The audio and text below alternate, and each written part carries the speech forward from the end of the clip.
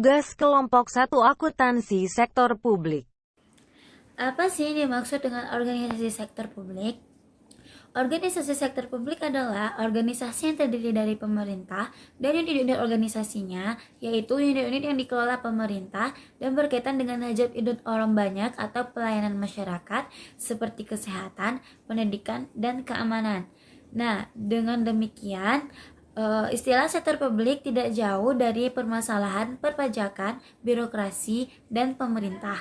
Nah, selanjutnya kita masuk ke karakteristik dari organisasi sektor publik. Nah, untuk karakteristik organisasi sektor publik ini dikemukakan oleh dua ahli. Yang pertama dikemukakan oleh Ulum, berpendapat bahwa yang pertama, sumber daya entitas ekonomi sektor publik berasal dari para penyumbang yang tidak mengharapkan pembayaran kembali. Selanjutnya, kegiatannya menghasilkan barang atau jasa tanpa bertujuan untuk memupuk laba sebesar-besarnya. Namun, jika suatu entitas mendapatkan laba, laba tersebut tidak diperuntukkan untuk bagi hasil kepada pendiri dan pengelola dari entitas tersebut. Selanjutnya, kepemilikan organisasi sektor publik tidak dapat dijual, dialihkan, atau ditebus kembali. Selanjutnya, dikemukakan oleh Nartiawan, berpendapat bahwa yang pertama, organisasi sektor publik itu dijalankan tidak untuk tujuan mencari laba. Yang kedua, organisasi sektor publik dimiliki secara kolektif oleh pihak publik. Yang ketiga, kepemilikan atas sumber daya tidak digambarkan dalam bentuk saham yang dapat diperjualbelikan. Dan yang keempat, keputusan-keputusan mengenai operasi didasarkan kepada konsensus. Nah, agar kita lebih memahami tentang organisasi sektor publik, kita akan membandingkannya dengan sektor swasta. Apa sih perbedaan organisasi sektor publik dengan organisasi sektor swasta? Nah, untuk perbedaannya kita dapat lihat dari tujuan organisasinya, sumber pendanaannya, pertanggungjawabannya, struktur organisasinya, serta karakteristik dari anggarannya. Nah, untuk sektor publik sendiri, tujuan organisasinya yaitu untuk mensejahterakan masyarakat atau tidak untuk mencari laba atau yang biasa disebut dengan non-profit motive. Sementara untuk sektor swasta bertujuan untuk mencari laba atau biasa dikenal dengan profit motive. Selanjutnya, untuk sumber pendanaannya, sektor publik berasal dari pajak retribusi, obligasi pemerintah, laba, BUMN atau BUMD, penjualan aset negara, hibah, dan sumbangan. Selanjutnya untuk sektor swasta, pembayarannya berasal dari dalam dan dari luar. Seperti kalau misalnya dari dalam, itu berasal dari modal sendiri, laba ditahan, atau penjualan aktiva. Selanjutnya, pembayaran eksternalnya atau pembiayaan dari luar itu berasal dari utang bank, obligasi, dan penerbitan saham. Nah, selanjutnya untuk pertanggungjawabannya, sektor publik itu dipertanggungjawabkan kepada publik atau masyarakat dan parlemen seperti DPR atau DPRD. Sementara sektor swasta itu dipertanggungjawabkan kepada pemegang saham dan kreditor. Selanjutnya untuk struktur organisasinya, sektor publik ini berstruktur birokratis, kaku, dan hierarkis. Sementara untuk swasta itu berstruktur fleksibel atau datar, piramid, lintas fungsional, dan sebagainya. Selanjutnya untuk karakteristik anggarannya, sektor publik itu terbuka untuk publik, sementara sektor swasta itu tertutup untuk publik. Selanjutnya, tujuan akuntansi untuk sektor publik. Berdasarkan American Accounting Association, tujuan utama akuntansi untuk sektor publik adalah untuk memberikan informasi dan laporan pengelolaan keuangan. Selanjutnya, laporan ini akan digunakan untuk pengendalian manajemen dan sebagai pertanggungjawaban. Berikut ini ulasannya. Akuntansi sektor publik yang pertama adalah sebagai manajemen kontrol. Sebagai pengendalian manajemen, akuntansi untuk sektor publik akan memberikan informasi yang dibutuhkan lembaga publik dalam pengelolaan secara tepat dan efisien. Akuntansi ini juga akan memberikan informasi penggunaan sumber daya yang sudah dianggarkan dalam lembaga publik. Accountability. Tujuan akuntansi untuk sektor publik yang selanjutnya berhubungan dengan accountability. Jadi, akuntansi untuk sektor publik ini akan memberikan informasi penting yang dibutuhkan oleh manajer lembaga publik.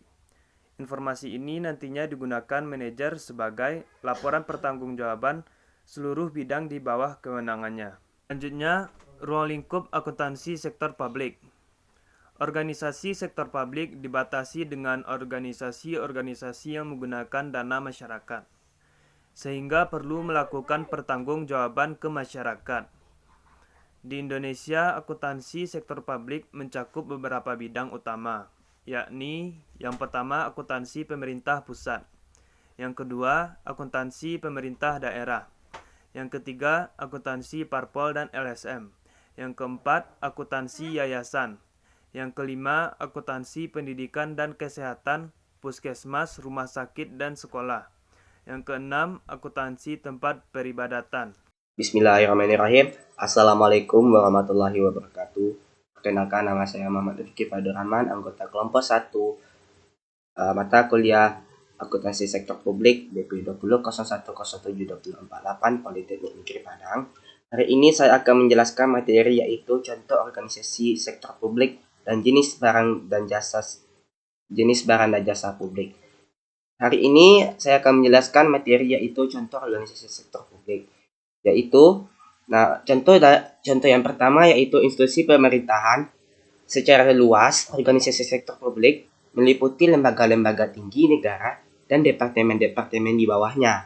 Pemerintahan daerah, perusahaan negara di Indonesia dikenal sebagai BUMN dan BUMD. Partai politik, lembaga swadaya masyarakat, yayasan, dan lembaga non-profit lainnya. Yang kedua yaitu globalisasi. Globalisasi itu adalah suatu kondisi di mana kini adanya keterkaitan antara negara satu dengan yang lainnya. Hal ini dapat terjadi karena terjadinya pertukaran baik dari aspek pemikiran, pandangan, produk, maupun kebudayaan. Jenis barang publik dan jasa publik. Jadi yang pertama yaitu jenis barang publik itu terbagi atas dua jenis. Yang pertama yaitu barang publik yang dikecualikan atau dalam bahasa Latin excludable public good, yakni barang publik yang secara fisik dapat dilarang dikonsumsi individu, contohnya film di bioskop. Dalam hal ini, pemilik teater dapat dan memang mencegah orang menonton film jika kita pergi ke bioskop dan menolak untuk membayar harga tiket, maka pemilik teater mungkin tidak akan mengizinkan kita untuk masuk. Pemilik akan mengecualikan kita dari menonton film. Nah, yang kedua barang publik yang tidak dapat dikecualikan atau dalam bahasa Latin non-excludable public good, yakni barang publik yang secara fisik tidak dapat dilarang dikonsumsi oleh individu. Contohnya adalah jalan raya dan pertahanan nasional. Kita tidak dapat mencegah orang lain untuk menggunakannya. Secara fisik tidak mungkin atau sangat mahal untuk mencegah orang lain dari menggunakan jalan raya. Yang kedua yaitu jenis jasa publik. Nah, jenis jasa publik itu terbagi atas beberapa jenis, yaitu jenis jasa publik pelayanan kesehatan, contohnya yaitu rumah sakit dan puskesmas. Yang kedua jenis jasa publik pelayanan pendidikan, contohnya sekolah dasar, sekolah menengah pertama, sekolah menengah atas, dan perguruan tinggi. Yang ketiga yaitu jenis jasa publik pelayanan navigasi laut, contohnya itu mercusuar dan lampu suar. Dan yang keempat jenis jasa publik pelayanan peradilan pelayanan kelalu lintasan, contohnya yaitu lampu lalu lintas. Dan yang terakhir jenis jasa publik pelayanan keamanan, contohnya jasa kepolisian. Dan sekian, terima kasih dari materi saya yang jelaskan. Mudah-mudahan materi yang saya jelaskan ini bermanfaat bagi kalian semua dan bagi kita semua. Terima kasih. Bila ada kata saya yang salah, mohon dimaafkan. Wabillahi taufiq wal hidayah. Assalamualaikum warahmatullahi wabarakatuh. Dan ini data referensi materi akuntansi sektor publik. Terima kasih sudah menonton video presentasi kami ya.